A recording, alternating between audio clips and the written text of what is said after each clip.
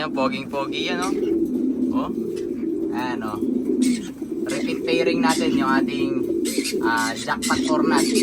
Cross natin ulit sa import na Netherlands. Yan, yung pairing na yan ang naglabas ng money winner. Equal first drop, 5th place sa Royal Cup One Low Race. Yan, money winner yung anak nila.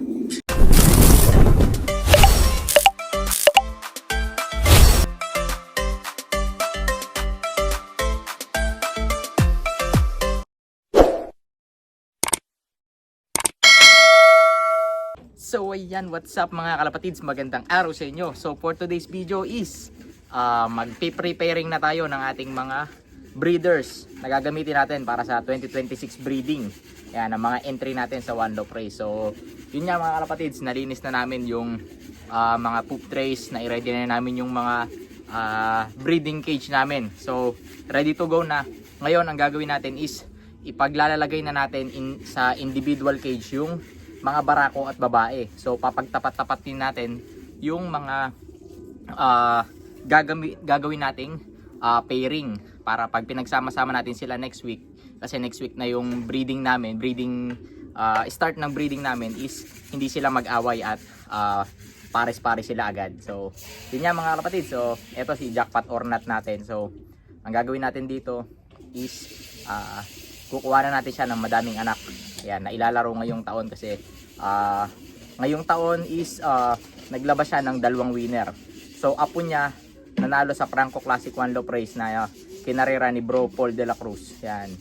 So money winner, 3rd overall ace pigeon, 19th place ng final race, 350 miles, 500 plus kilometers. Tapos naglabas din siya ngayong taon ng entry namin sa Royal Cup ni Bro JM. Money winner, first drop, equal first, 5th place sa 140 miles, 200 plus kilometers. Equal first drop, money winner. So may potential tong barako na to. So or not lines. Yan. Kukuha tayo ng madaming anak niya. Yan. So yun nga mga kapatids, tara samahan nyo ako at papakita ko muna sa inyo yung ating breeding cage. Let's go. So ayan, yun ang ating bagong gawang breeding cage mga kalapatids. So para safe at secured yung ating mga breeder dito sa loob ng ating cage, dahil mahirap, daming kalaban dito sa amin na raccoon at mga falcon tsaka hawk mga kalapatids. So ayan, buksan natin so ayan, ito ang breeding area namin mga kalapatids. Sarado muna natin para safe. So ito, ayan ang breeding cages namin mga kalapatids. Oh, quality, linis na linis yan mga kalapatids. So dyan natin lalagay. So dito sa line na to, kabilaan, mga barako muna lalagay natin. Tapos dito naman, mga hen. Mga barako pa rin. Tapos sa dalawang dulo, mga hen. Saka dito rin sa dulong to. Yan. Para 2 barako dito. Yan. Ganda yan, quality mga kalapatid. So linis na yan. Yan. Ready to go na yan. Naka-ready na rin mga painom nila. Yan, oh. Yan. So yan nga mga kalapatid.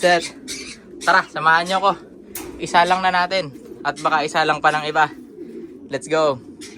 So ayan mga kalapatids, tara. At ito, na kakuha na ako ng 8 na sasalang natin na barako. Pero ang total na isasalang natin mga kalapatids is 16 pairs, dahil nga meron tayong mga kaibigan na nagpapabreed sa atin at nagtitiwala na magpabreed at ikakarera nila sa One Low Race or i-entry nila sa One Low Race yung lahi ng ibon natin. So ang nangyayari is may deal kami na magbe-breed ako ng ibon ko, tapos yung young bird is i-entry nila, sila ang magbabayad ng activation fee. Tapos ang deal namin is 50-50 kami sa in case manalo, tapos sa kanila na yung ibon after ng race. So ang kagandahan nun mga kalapatids is nagkaroon ka na ng chance makalaro sa One Low Race or nagkaroon ka ng chance manalo, magkakaroon ka pa ng ibon. So yun nga mga kalapatids, and sana is swertehin ulit tayo ngayong 2026 na entry natin sa One Low Race. Yan. So yung ngayon 2025 is although hindi pa man tapos ang One Low Race na mga entry natin, pero naka-score naman tayo. Yan, nakapag money winner tayo mga kalapatids. Yun ang mahalaga sa race. So kahit pa paano nakaka-score tayo. Yan. So yun nga, meron na tayong dalawang money winner ngayong 2025. Pero ang target natin is makapag money winner tayo na first drop sa final race mga kapatids, kasi andun yung big money. So sana is swertihin at palarin. Yan. So ito, yung isa natin, lagyan na natin dito. Okay. Galingan mo. Yan.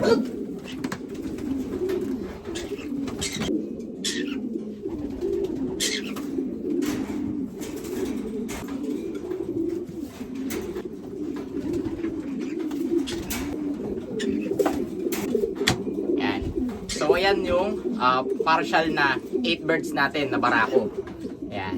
Yan yung mga una natin na isasalpak, pero ang total talaga natin is 16 pairs. Yan. So ayan mga kapatids.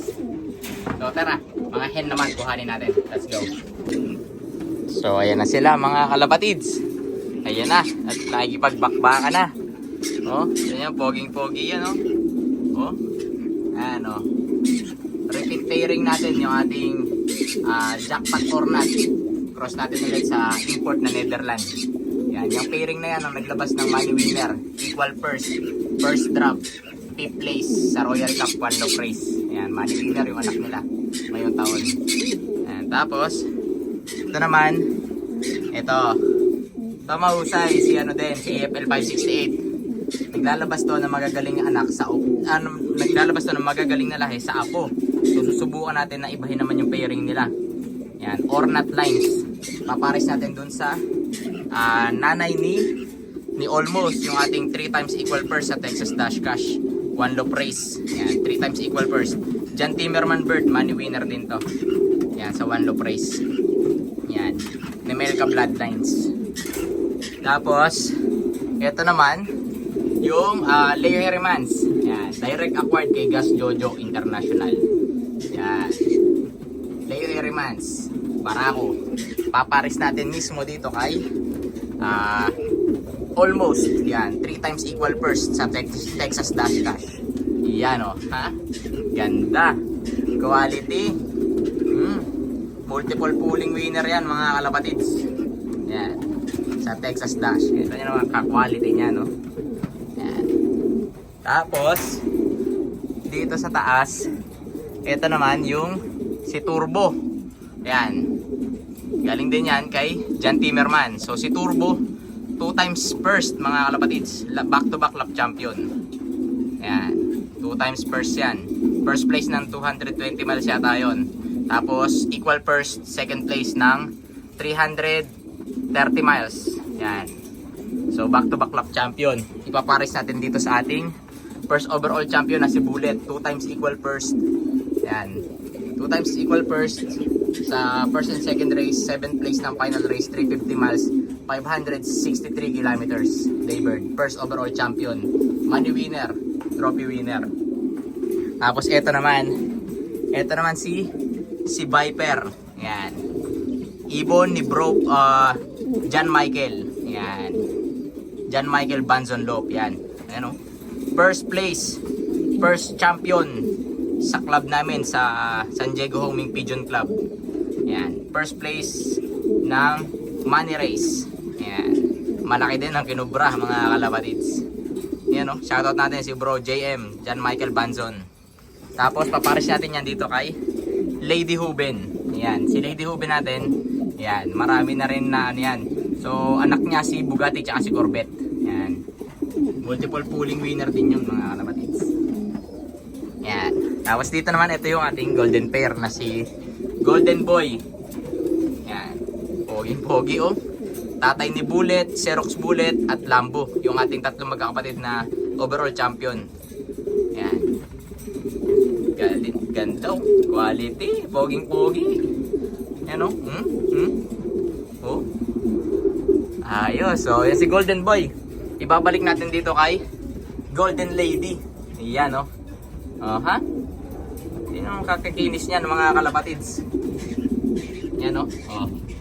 Poging-pogi. Golden Boy cross Golden Lady. Yan, hindi na natin papaghiwalayin yan kasi maganda ang binibigay na anak niyan. Mahusay. Yan, ngayong taon nag-pooling winner din yung anak niyan nasa Capistrano. Tapos dito naman, ito Leo Herrimans ni John Timmerman. Yan. Ganda oh.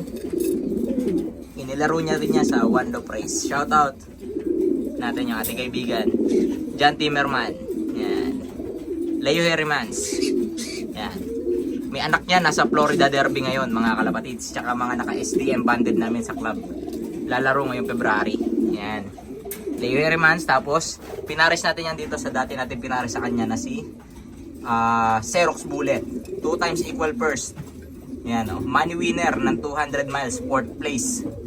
Yan o ha. 11th overall champion. Pero ano na yan. 3rd overall champion na yan as of 3 races. Medyo na-late lang ng final race. Pero ganda pa rin ang ginawa. Money winner. Yan. Yan ang mahalaga. Nagka-money winner tayo. Kahit pa unti-unti. Nakikitaan natin ng maganda resulta. So yan nga mga kapatids oh. Kita nyo naman. Setup na setup yan. Ayos na. Yung next 8 pairs natin is isasalang natin pag napagsama-sama na natin sila. Yan. Kasi sa ngayon is pinagtapat-tapat lang natin. So 8 pairs pa lang yung nandyan. So yun nga mga kalapatids. Alright. Then to be follow yung 8 pairs. Baka next week pag pinagsama-sama na natin sila. So yun lang naman mga kalapatids. At yan o. Sana swertihin tayo ngayong 2026. So yan mga kalapatids. At na-prepare na natin yung ating mga ibon na gagamitin ngayong 2026. So kulang pa yan. So 8 pairs pa lang yan. Meron pa tayong 8 pairs na isasalang by next week. Yan. So abangan nyo mga kalapatids. At pag may mga pasobra tayong breed is mamimigay tayo ng ibon. So yun lang naman mga kalapatids. At salamat sa lahat ng mga tropa nagtitiwala na gamitin yung ibon natin at ikarera sa One Love Race. So yun lang naman mga kalapatids. Kung gusto nyo rin na or kung wala kayo na panglaro na nandito kayo sa USA, PM nyo lang ako at gagawa natin ng paraan na makapaglaro kayo sa One Love Race. Yan. Basta ano lang, yun nga nasabi ko na kanina. So 50-50 na lang sa winnings, pero after ng race, sa inyo na mapupunta yung ibon. So kayo na ang magiging may-ari ng ibon after ng karera. So manalo o matalo, sa inyo na yung ibon. So nagkaroon na kayo ng maayos na bloodlines, nagkaroon pa kayo ng chance na kumarera sa One Love Race. So yun lang naman mga kalapatids. At lagi lang natin tatandaan, mas maganda maraming kaibigan kaysa maraming kaaway. Alright? Magnum Love TV, peace out.